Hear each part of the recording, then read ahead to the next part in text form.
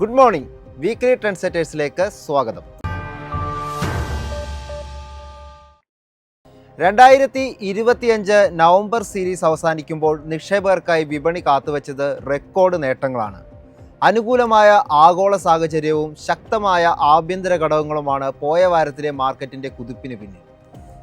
Bubble ഉൾപ്പെടെയുള്ള ആശങ്കകൾ നിലനിന്നപ്പോഴും fed reserve പലിശ നിരക്ക് കുറച്ചേക്കുമെന്ന പ്രതീക്ഷ ആഗോളതലത്തിൽ വിപണിക്ക് കരുത്തായി.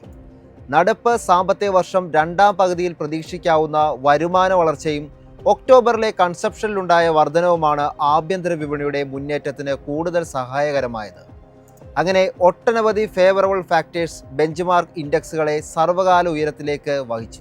ഇതോടെ നിഫ്റ്റി 26,300-ഉം ബാങ്ക് നിഫ്റ്റി 59,800-ഉം സെൻസെക്സ് 86,000 എന്ന ലെവലും അനായാസം മറികടന്നു.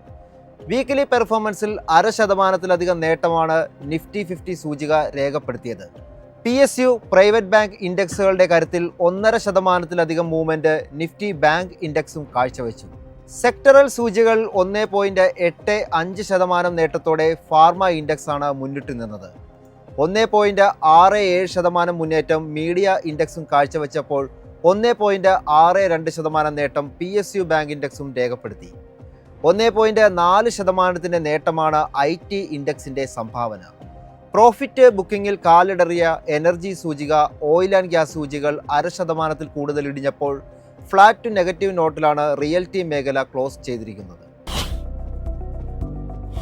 3 ഫുൾ ഡേ ട്രേഡിംഗ് സെഷനുകൾ മാത്രമായിരുന്നു പോയ വാരം അമേരിക്കൻ വിപണികളിൽ ഉണ്ടായിരുന്നത്. ഫെഡ് ഡിസംബറിൽ റേറ്റ് കട്ട് കുറച്ചേക്കുമെന്ന പ്രതീക്ഷയും അനുമാനങ്ങൾക്കനുസൃതമായ ഡാറ്റയും ഒക്കെ US സൂചികളെ വീണ്ടും ഒരു റാലിയിലേക്ക് നയിച്ചു. തുടർച്ചയായ 5 സെഷനുകളിലും higher high and higher low സൃഷ്ടിച്ചുകൊണ്ട് 2025 മെയ്ക്ക് ശേഷമുള്ള ഏറ്റവും മികച്ച റാലിയാണ് കാണാൻ കഴിഞ്ഞത്. പ്രതിവാര അടിസ്ഥാനത്തിലേക്ക് കടക്കുമ്പോൾ 3.18% നേട്ടത്തോടെ ഏകദേശം 1,500 പോയിന്റുകൾക്കടുത്ത് കുതിപ്പാണ് ഡൗ ജോൺസ് നടത്തിയത്. 1000-ലധികം പോയിന്റ്സിന്റെ റാലിയോടെ നാസ്ഡാക്ക് 100 4.93% മുന്നേറ്റം നടത്തി. S&P 500 നേട്ടം 3.73%. ഡിസംബറിലേക്ക് കടക്കുമ്പോൾ നിരവധി ഡാറ്റകളാണ് അമേരിക്കൻ നിക്ഷേപകരെ കാത്തിരിക്കുന്നത്. ഡിസംബർ 1 വിവിധ PMI കണക്കുകളാണ് അതിൽ ആദ്യത്തേത്. നവംബറിലെ PMI കണക്കുകളാണ് വരുന്നത്. ISM പബ്ലിഷ് ചെയ്യുന്ന PMI കണക്കുകളും അന്ന് തന്നെ എത്തും. നിർമ്മാണ മേഖലയിലെ PMIയിൽ നേരിയ കുറവാണ് ഇത്തവണ പ്രതീക്ഷിക്കുന്നത്. കൂടാതെ ഫെഡ് ചെയർമാൻ ജെറോം പവലിന്റെ പ്രസ്താവനയും വിപണിയുടെ ഗതിയെ സ്വാധീനിക്കും. ഡിസംബർ 2 ജോൾസ് ജോബ് ഓപ്പണിംഗ് ഡാറ്റ എത്തും. ഷട്ട്ഡൗൺ കാരണം പെൻഡിങ്ങിൽ ആയിരുന്ന സെപ്റ്റംബറിലെ കണക്കുകളാണ് അന്ന് പബ്ലിഷ് ചെയ്യുന്നത്. 3 ADP non farm employment change data പ്രസിദ്ധീകരിക്കും. US സർക്കാരിൻ്റെ ഡാറ്റ പബ്ലിഷ് ചെയ്യുന്നതിന് മുമ്പ് വരുന്ന ഡാറ്റ എന്ന നിലയിൽ ഇത് നിക്ഷേപക ശ്രദ്ധ ആകർഷിക്കുന്നതായിരിക്കും. ഒപ്പം അന്ന് തന്നെ എത്തുന്ന S&P ഗ്ലോബൽ പബ്ലിഷ് ചെയ്യുന്ന സർവീസസ് കോമ്പോസിറ്റ് PMI കണക്കുകളും ISM പുറത്തുവിടുന്ന നിർമ്മാണ ഇതര ഡാറ്റകൾ കൂടി വരുന്നതോടെ പ്രധാന സെക്ടറുകളുടെ പ്രകടനം നമുക്ക് വിലയിരുത്താൻ സാധിക്കുന്നതായിരിക്കും. തുടർന്ന് 4 പതിവ് പോലെ ഇനിഷ്യൽ ജോബ്ലെസ് ക്ലെയിം ഡാറ്റയും പബ്ലിഷ് ചെയ്യും. 5 USന്റെ PCE കോർ PCE ഡാറ്റകളും വരും. സെപ്റ്റംബറിലെ ഡാറ്റകളാണ് വരുന്നത്. പലിശ നിരക്ക് നിർണ്ണയിക്കുന്നതിൽ USൽ ഏറ്റവും കൂടുതൽ ആശ്രയിക്കുന്ന ഡാറ്റയാണിത്. നവംബറിന്റെ തുടക്കത്തിൽ വിവിധ തരത്തിലുള്ള പ്രതിസന്ധികളെ തുടർന്ന് ഡിസംബറിൽ റേറ്റ് കട്ടിനുള്ള സാധ്യത കുറവായിരുന്നു. എന്നാൽ പിന്നീട് വന്ന ഡാറ്റകളും New York Fed president John Williams ഡിസംബറിൽ റേറ്റ് കട്ട് കുറച്ചേക്കുമെന്ന സൂചനയും കൂടി വന്നതോടെ വീണ്ടും റേറ്റ് കട്ട് പ്രതീക്ഷ ശക്തിപ്പെട്ടിരിക്കുകയാണ്. ഇതേ തുടർന്നാണ് US വിപണികളിൽ ഈ കുതിപ്പ് ഉണ്ടായത്. ഈ പ്രതീക്ഷയോടൊപ്പം മികച്ച ഡാറ്റ കൂടിയാണ് വരുന്നതെങ്കിൽ റേറ്റ് കട്ട് പ്രതീക്ഷകൾ വീണ്ടും ഉയരും. ഇത് വീണ്ടും സൂചികകളിൽ റാലി സൃഷ്ടിച്ചേക്കും. അനുമാനങ്ങൾക്ക് അനുസൃതമായ ഡാറ്റകളായിരുന്നു പോയ വാരം യൂറോപ്യൻ വിപണികളെ സ്വാധീനിച്ചത്. വീക്കിലി ബേസിസിൽ CAC 40 1.75% നേട്ടം നൽകിയപ്പോൾ ഡാക്സ് 3.23% കുതിപ്പാണ് നടത്തിയത്. ഫുട്സെ 100 1.9% നേട്ടവും നൽകി. അടുത്ത ആഴ്ച PMI കണക്കുകൾ തന്നെയാണ് യൂറോപ്യൻ വിപണികളും കാത്തിരിക്കുന്നത്. ഡിസംബർ 1 വരുന്ന ഫ്രാൻസ്, ജർമ്മനി, ബ്രിട്ടൻ, യൂറോസോൺ എന്നിവയുടെ നിർമ്മാണ മേഖലയുടെ PMI കണക്കുകളാണ് ഇതിൽ ആദ്യം. യൂറോസോണിന്റെ CPI കോർ CPI കണക്കുകളും തൊഴിലില്ലായ്മ നിരക്കുകളും ഡിസംബർ 2 പ്രസിദ്ധീകരിക്കുന്നത്. December 3 France, Germany, Britain, eurozone എന്നിവയുടെ സർവീസസ് PMI കണക്കുകളും ബ്രിട്ടൻ, യൂറോസോൺ, കോമ്പോസിറ്റ് കണക്കുകളും എത്തും. ഒപ്പം അന്ന് വരുന്ന ECB പ്രസിഡന്റ് ക്രിസ്റ്റ്യൻ ലെഗാർഡയുടെ പ്രസ്താവനയും നിക്ഷേപക ശ്രദ്ധ പിടിച്ചുപറ്റിയേക്കാം. ഡിസംബർ 5-ന് യൂറോസോണിന്റെ Q3 GDP കണക്കുകളും അറിയാൻ കഴിയും. വോളറ്റൈലായ ഏഷ്യൻ വിപണികൾ ആയിരുന്നു പോയ വാരം നമ്മൾ കണ്ടത്. ഒപ്പം ഭേദപ്പെട്ട ഡാറ്റകൾ കൂടി വന്നതോടെ മികച്ച വീക്കിലി റിട്ടേൺ നൽകാൻ നിക്കി 225 പോലെയുള്ള സൂചികകൾക്ക് സാധിച്ചിരുന്നു. അടുത്ത ആഴ്ചയിലേക്ക് വരുമ്പോൾ നവംബർ 29-ന് പ്രസിദ്ധീകരിച്ച ചൈനയുടെ നിർമ്മാണ, കോമ്പോസിറ്റ്, നിർമ്മാണ ഇതര PMI കണക്കുകളോടും 30-ന് വന്ന സേഷ്യൻ നിർമ്മാണ PMI ഡാറ്റകളോടുമായിരിക്കും ആദ്യം ഏഷ്യൻ വിപണികൾ പ്രതികരിക്കുക. തുടർന്ന് ഡിസംബർ 2-ന് വരുന്ന ജപ്പാന്റെ സർവീസസ് PMI കണക്കുകളും ചൈനയുടെ സേഷ്യൻ സർവീസസ് PMI കണക്കുകളും നിക്ഷേപക ശ്രദ്ധ ആകർഷിച്ചേക്കാം. കമ്മോഡിറ്റി മാർക്കറ്റിൽ ഇടിവാണ് പോയ വാരം കാണാൻ കഴിഞ്ഞത്. ബ്രെന്റ് ക്രൂഡ് വാരാന്ത്യത്തിൽ 2.27% നേട്ടത്തിൽ ബാരലിന് $63.19 വ്യാപാരം അവസാനിപ്പിച്ചത്. സമാനമായി WT ക്രൂഡ് പ്രതിവാരാടിസ്ഥാനത്തിൽ 2.89% നേട്ടത്തിൽ ബാരലിന് $59.39 എന്ന നിലയിലും വ്യാപാരം അവസാനിപ്പിച്ചു. കഴിഞ്ഞ ആഴ്ച ക്രൂഡിൽ നേട്ടത്തിലുള്ള വ്യാപാരം നടന്നുവെങ്കിലും റഷ്യൻ ഉക്രൈൻ സമാധാന കരാറിനായുള്ള നിരന്തരമായ ശ്രമങ്ങൾ നടക്കുന്നതിനാൽ നിക്ഷേപകർ ജാഗ്രത പുലർത്തുന്ന നിലപാടാണ് സ്വീകരിക്കുന്നത്. ഫെഡറൽ റിസർവിൽ നിന്ന് വരുന്ന തീരുമാനങ്ങളും ക്രൂഡിന്റെ ഇനിയുള്ള വ്യാപാരത്തെ ബാധിക്കുന്നതായിരിക്കും. ടെക്നിക്കൽ സൈഡിൽ ബ്രെന്റ് ക്രൂഡിന്റെ ആദ്യ സപ്പോർട്ട് $60.26 തുടർന്ന് $59.95 അപ്സൈഡിലേക്ക് വരുമ്പോൾ $64.49 ആദ്യ റെസിസ്റ്റൻസ്. ഇത് മറികടക്കാൻ സാധിച്ചാൽ $66.41 റെസിസ്റ്റൻസായി ആക്ട് ചെയ്യും. WT ക്രൂഡിന്റെ ടെക്നിക്കൽസ് നോക്കുമ്പോൾ $56.33 ആദ്യ സപ്പോർട്ടും തുടർന്ന് $54.86 സപ്പോർട്ട് ലെവലായി പരിഗണിക്കാവുന്നതാണ്. മറുവശത്ത് $60.06 ആദ്യ റെസിസ്റ്റൻസ് പ്രതീക്ഷിക്കാം.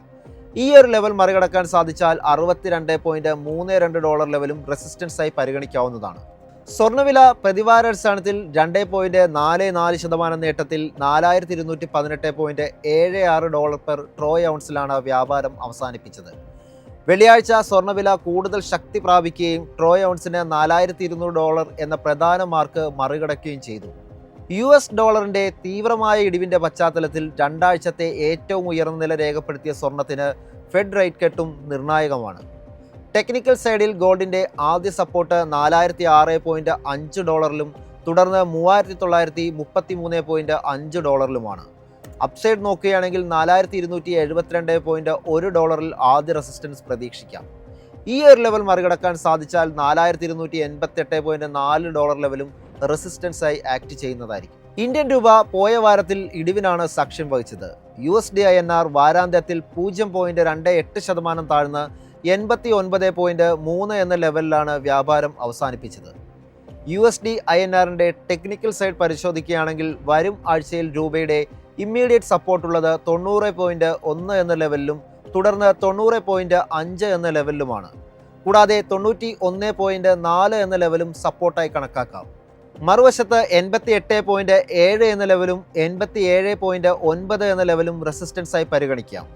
ഈ ഒരു ലെവൽ മറികടന്നാൽ 87.4 എന്നൊരു ലെവലും റെസിസ്റ്റൻസായി ആക്ട് ചെയ്യുന്നതായിരിക്കും. പോയ വാരവും വിദേശ നിക്ഷേപ സ്ഥാപനങ്ങൾ അറ്റ വിൽപ്പനയാണ് രേഖപ്പെടുത്തിയത്.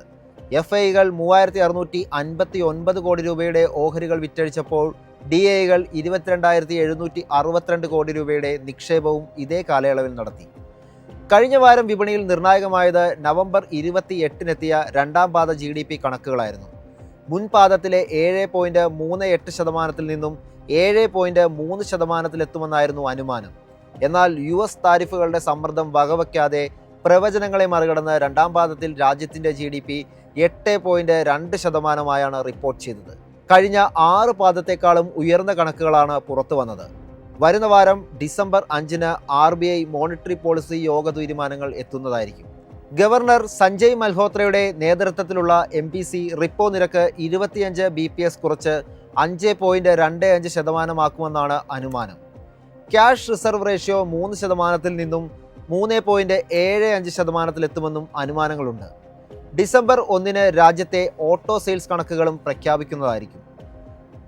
നവംബറിൽ വിവിധ വാഹന വിഭാഗങ്ങളിലുടനീളം ഇരട്ട വളർച്ച നൽകുമെന്നാണ് പ്രതീക്ഷിക്കുന്നത്. ഇരുചക്ര വാഹനങ്ങളിൽ റോയൽ എൻഫീൽഡും TVS മോട്ടോഴ്സും മുന്നിലെത്തുമെന്ന അനുമാനങ്ങളുമുണ്ട്. അതേസമയം മഹീന്ദ്ര ആൻഡ് മഹീന്ദ്ര വിപണി വീണ്ടെടുക്കാനുള്ള സാധ്യതയും കാണുന്നു. കമ്പനിയുടെ പാസഞ്ചർ വാഹനങ്ങളിൽ മികച്ച വളർച്ച കൈവരിക്കുമെന്നും പ്രതീക്ഷിക്കുന്നുണ്ട്. പതിവ് പോലെ തന്നെ ഫോറക്സ് ഡാറ്റ ഡിസംബർ 5-നാണ് റിപ്പോർട്ട് ചെയ്യുന്നത്. നവംബർ 21-ന് അവസാനിച്ച ആഴ്ചയിൽ ഇന്ത്യയുടെ വിദേശ നാണ്യ കരുതൽ ശേഖരം $4.47 ബില്യൺ ഇടിഞ്ഞ് $688 ബില്യൺ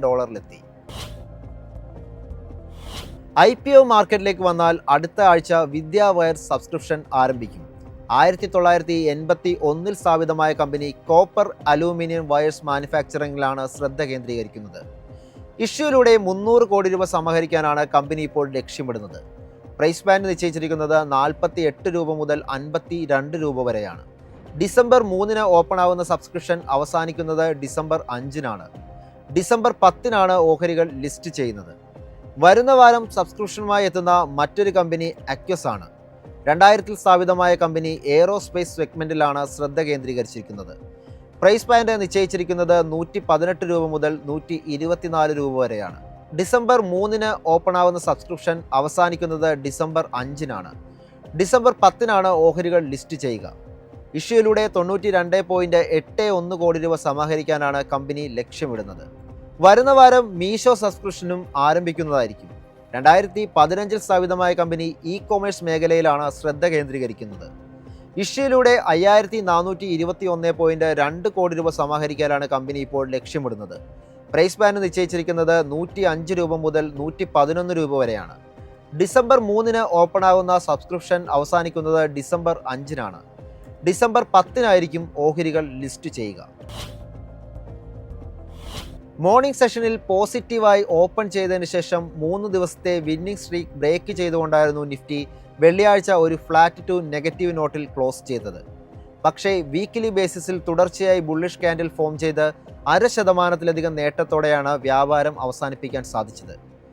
ഇൻഡിക്കേറ്ററുകളും മൂവിംഗ് ആവറേജുകളും പോസിറ്റീവ് ആണെങ്കിൽ പോലും നിലവിലെ റിസ്ക് ടു റിവാർഡ് സെറ്റപ്പ് തികച്ചും ഫേവറബിൾ അല്ല എന്നാണ് സെൻട്രം ബ്രോക്കിങ്ങിലെ റിസർച്ച് ഹെഡായ നിലേഷ് ജെയിൻ അഭിപ്രായപ്പെടുന്നത്. അതിനോടൊപ്പം ഒരു ഡീസന്റ് പുൾ ബാക്കിന് ശേഷം മാത്രമേ ഫ്രഷ് പൊസിഷൻ പരിഗണിക്കാമെന്നും അദ്ദേഹം കൂട്ടിച്ചേർത്തു. 26,500, 26,600 എന്ന റേഞ്ച് ടാർഗറ്റ് സോണായും 26,000, 25,950 എന്ന ലെവൽ റേഞ്ച് ഷോർട്ട് സപ്പോർട്ടായും കൺസിഡർ ചെയ്യാമെന്നും അദ്ദേഹം പറഞ്ഞു വെക്കുന്നു. നിഫ്റ്റിയുടെ അണ്ടർലൈൻ ട്രെൻഡ് ഇപ്പോഴും പോസിറ്റീവ് തന്നെയാണെന്നാണ് HDFC സെക്യൂരിറ്റീസിലെ സീനിയർ ടെക്നിക് അനലിസ്റ്റായ നാഗരാജ് ഷെട്ടി പറയുന്നത്. ഇപ്പോൾ ഉണ്ടായിരിക്കുന്ന ചോപ്പി അല്ലെങ്കിൽ സൈഡ് വൈസ് മൂവ്മെന്റിന് ശേഷം ശക്തമായ അപ്വേർഡ് ബ്രേക്ക്ഔട്ട് എക്സ്പെക്റ്റ് ചെയ്യാമെന്നും അദ്ദേഹം സൂചിപ്പിച്ചു. ഇവിടെ 26,500 ടാർഗറ്റായും ഇമ്മീഡിയറ്റ് സപ്പോർട്ടായി 26,050 കൺസിഡർ ചെയ്യാമെന്നും അദ്ദേഹം അഭിപ്രായപ്പെടുന്നു. നിഫ്റ്റിയെ അപേക്ഷിച്ച് ശക്തമായ മൂവ്മെന്റാണ് ബാങ്ക് നിഫ്റ്റിയിൽ കാണാൻ സാധിച്ചത്. തുടർച്ചയായി 4ാമത്തെ സെക്ഷനിലും അപ്വേർഡ് മൊമെന്റം നിലനിർത്തി വെള്ളിയാഴ്ച ഫ്ലാറ്റ് ക്ലോസിംഗും രേഖപ്പെടുത്തി.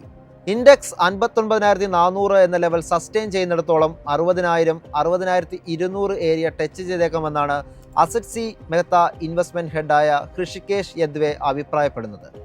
1.87% നേട്ടം നൽകിക്കൊണ്ടാണ് നിഫ്റ്റി നവംബർ മാസത്തോട് വിട പറയുന്നത്.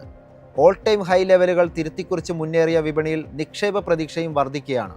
എന്നിരുന്നാലും വരുന്ന വാരം ഹൈ ലെവൽസ് പ്രോഫിറ്റ് ബുക്കിങ്ങിനുള്ള സാധ്യതയും തള്ളിക്കളയാനാവില്ല. അതുകൊണ്ട് തന്നെ ഒരു കോഷ്യസ് സ്റ്റാൻസ് അനിവാര്യമാണ്. മാർക്കറ്റിൻ്റെ കൂടുതൽ അപ്ഡേറ്റ്സും എക്സ്പേർട്ട് ഒപ്പീനിയനും ഒക്കെയായി തിങ്കളാഴ്ച രാവിലെ 8:30-ന് മാർക്കറ്റ് പ്ലസിൽ കാണാം. നന്ദി, നമസ്കാരം.